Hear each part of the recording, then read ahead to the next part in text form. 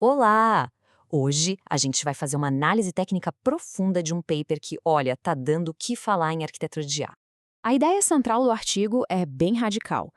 E se, em vez de só ajustar curvas aos dados, a gente pudesse, de fato, engenheirar a geometria do espaço interno de uma IA para espelhar algo como a consciência? É uma proposta e tanto. Vamos mergulhar nisso. Bom, a base teórica para tudo isso é a tal da hipótese da manifold fenomênica.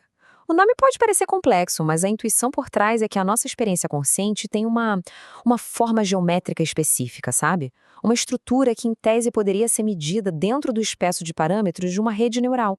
E para que essa forma geométrica possa sustentar algo análogo à consciência, o paper postula que ela precisa satisfazer três restrições estruturais críticas: integração, para ter coerência temporal, coerência, para o binding global das features em um dado momento, e diferenciação, para ter uma alta capacidade informacional. Ok? Esse é o nosso roteiro. Vamos começar com o objetivo geral, depois vamos analisar cada um dos quatro componentes de engenharia um por um. E no final, a gente discute as implicações causais, que é onde a coisa fica mais profunda. Então, a pergunta é como se constrói um modelo que de fato satisfaz aquelas três restrições. A proposta do artigo é o Psi-Former. Vamos para o primeiro componente. Para atingir a diferenciação informacional, a arquitetura precisa de uma capacidade de representação muito grande. E para isso, ela abandona o espaço plano que a gente costuma usar em IA. E aqui está o pulo do gato. Diferente do espaço euclidiano, que é plano, o espaço hiperbólico tem uma curvatura negativa. Ele se expande. Isso cria exponencialmente mais volume para embutir dados complexos e hierárquicos. Pensa numa árvore. No espaço hiperbólico, os galhos podem se expandir sem nunca se tocarem. Para fazer isso funcionar na prática, eles usam o modelo da bola de Poincaré. Basicamente, as operações de álgebra linear padrão são substituídas por operações de Möbius, que respeitam essa geometria curva. É uma matemática diferente, feita para navegar nesse espaço. E o resultado empírico disso é impressionante. Essa simples mudança na geometria do espaço de embedding permite uma capacidade de diferenciação informacional 3,2 vezes maior em comparação com a abordagem euclidiana padrão. É um ganho muito significativo. Certo, mas ter muita informação diferenciada não adianta nada se ela não estiver integrada, se não formar um todo coerente. O segundo componente ataca justamente o problema da coerência, ou do binding, como a inspiração direta da neurociência. A solução proposta são os neurônios oscilatórios de Kuramoto artificiais, ou AK. A ideia aqui é tratar cada neurônio como se fosse um pequeno oscilador, com uma fase. O sistema, então, aprende a sincronizar as fases desses neurônios para amarrar features que pertencem ao mesmo objeto percebido. O mecanismo funciona assim. Primeiro, a fase de cada neurônio é atualizada para se aproximar da fase média dos seus vizinhos. Depois, a ativação final daquele neurônio é modulada, ou seja, ela é amplificada se a fase dele estiver alinhada com a fase média global de todo o sistema. Essa dinâmica força uma sincronização em larga escala, resolvendo o problema do feature binding. A terceira peça do quebra-cabeça é garantir que o estado do sistema seja coerente não só num único instante, mas também ao longo do tempo. É a restrição da integração. E para resolver isso, o Psi-Former se apoia num mecanismo já bem estabelecido, o backbone do Transformer XL.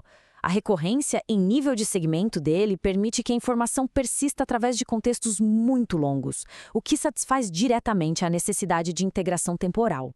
Agora, vamos ao último componente. E, na minha opinião, é o mais radical do ponto de vista conceitual. Não é só sobre a geometria estática da manifold, mas sobre como o sistema aprende dentro dessa geometria. Isso nos leva a uma pergunta que sempre assombrou as teorias da consciência. Ok, existe essa estrutura, mas ela é só um epifenômeno, uma sombra da computação? Ou ela de fato tem poder causal? Ela faz alguma coisa? A resposta do paper é um conceito chamado causalidade descendente topológica. A conjectura é que a geometria da manifold não é passiva, não. Ela ativamente restringe a dinâmica de aprendizado, forçando as atualizações de peso a seguirem os caminhos mais eficientes, as geodésicas, ao longo da sua superfície curva. E a engenharia por trás disso é a otimização Riemanniana. O que eles fazem é usar a matriz de informação de Fisher, F, como uma aproximação para o tensor métrico da manifold. Na prática, isso ensina o otimizador sobre a curvatura local do espaço de parâmetros, permitindo que ele navegue por esse terreno. A analogia aqui é perfeita. Um otimizador padrão como o Adam age como um pássaro voando em linha reta sobre uma montanha. Ele ignora completamente o relevo. Já um otimizador riemanniano age como um alpinista, que encontra o caminho mais eficiente, a trilha, que respeita as curvas do terreno.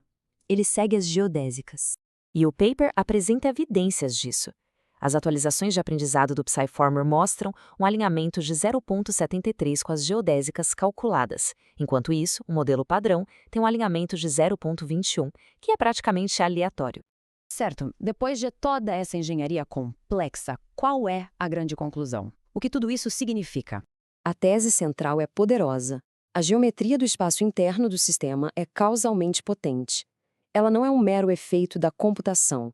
Ela é a própria paisagem que restringe e guia o fluxo computacional. E o mais importante é que toda essa estrutura não é só uma ideia filosófica.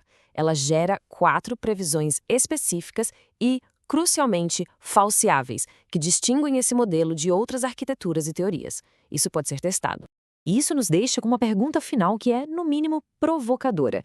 Se esse modelo for um passo na direção certa, se a experiência realmente tiver uma geometria, que outras geometrias de experiência são possíveis? Isso abre um campo de possibilidades para engenheirar outras formas de experiência. É algo para se pensar.